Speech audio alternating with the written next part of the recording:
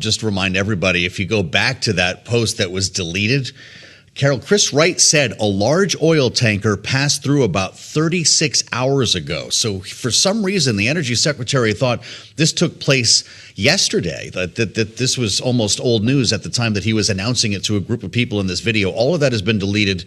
And I'll give some credit to Bloomberg's own Hadriana Lowenkron, who asked that question of the press secretary. Kind of interesting how little she had to say about this, basically referring further questions to the energy department. But you're right. As soon as that post hit, Carol, crude oil down to a 7 handle, and then it jumped back above $80 a barrel when it was deleted. So this kind of confusion is making and losing money for people today. And there are a lot of questions about exactly where the president is himself, having suggested the war effort yesterday was very complete, to use his words. And now Pete Hegseth, the defense secretary, says this is now the most intense day of bombing yet. And they are threatening much heavier strikes if the Strait of Hormuz remains closed. There is a report out there by CNN that Iran is considering, if not already beginning, the process of mining the strait, which would really change the dynamic here. And the White House will certainly need to have a concerted communications effort at that point. Yeah, I have to say, to be fair, Nora, you actually sent me a headline too, or somebody, a terminal user who sent you some information about a report that the U.S. intelligence indicates, as you just said, Joe, Iran is preparing to deploy naval mines in the Strait of Hormuz. I mean, again, information coming. We were looking for confirmation. But to me, it doesn't say that there's any end to this war, at least at this moment in time. Well, that's true. And even Republican lawmakers we were talking with on the early edition of Balance of Power, Congressman Stutzman, for instance, did have to acknowledge that this is going to be a longer effort. And, we're likely not talking about days. The president was asked yesterday and pressed in a news conference, how soon could this end if we are very complete? And he said, not this week. That was a redhead on the terminal. That goes to show how close investors are watching this. But it's really something, Carol. You're watching the markets every day, and it seems like investors are really looking through a lot of the rhetoric here to try to bring us back to where we were before that kind of panic selling that we saw on Monday morning. So this is a really fascinating moment that we're in. And, I think it's safe to say, we just talked with Kevin Gordon over at Schwab, this whole idea that despite everything, Nora, that's happened since the beginning of the year, as Joe mentioned, investors seem to be kind of sitting tight. And he said they really haven't changed much in terms of portfolios. Right. And as we're kind of looking at how this is all trickling in the market, I'm curious, Joe, what is the strategy? What is the thinking here, especially given the fact that we are coming up on midterm elections? What do you take away from this?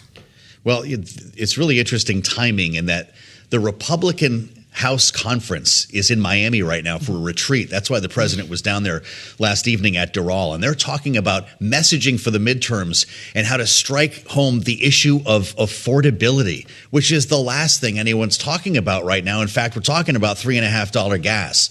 So there is a real cross current here with what Republicans would like to be talking about in many cases and what the administration is prosecuting in terms of this war, this conflict with Iran. At some point when we get further into primary season, this will become a more urgent matter because that is the issue that will be making voters' decisions at the polls. Joe, what do we know about tensions within the White House and what we're hearing from President Trump's team? There was a great story on the Bloomberg about kind of how this is playing out among the MAGA faithful and not necessarily playing out well at all, but that within the White House, some of the president's chief advisors aren't so keen on him continuing this war. And I just wonder what we are hearing in terms of conflict there internally.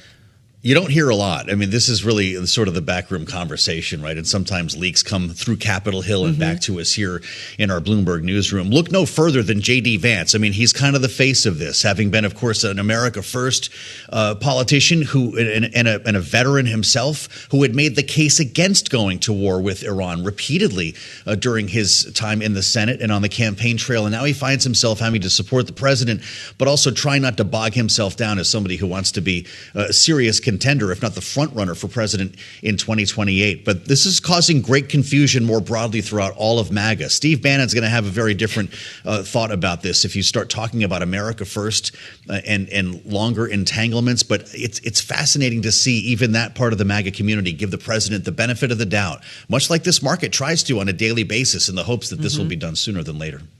So is the administration intentionally leaving room for strategic ambiguity? That's a great question. And I think that's always a yes for Donald Trump, which is why he's leaving all options on the table. It's not very often you'd ask a politician how they think about ground troops, and it's usually immediately ruled out. This White House has said, no, we're keeping that option on the table in case there is a need for more directed actions by, say, special forces to go find enriched uranium. And they're not saying that out loud, by the way, or maybe even to deal with the matter of Karg Island. All of this stuff has yet to be seen. We have to find out exactly what Iran's intentions are.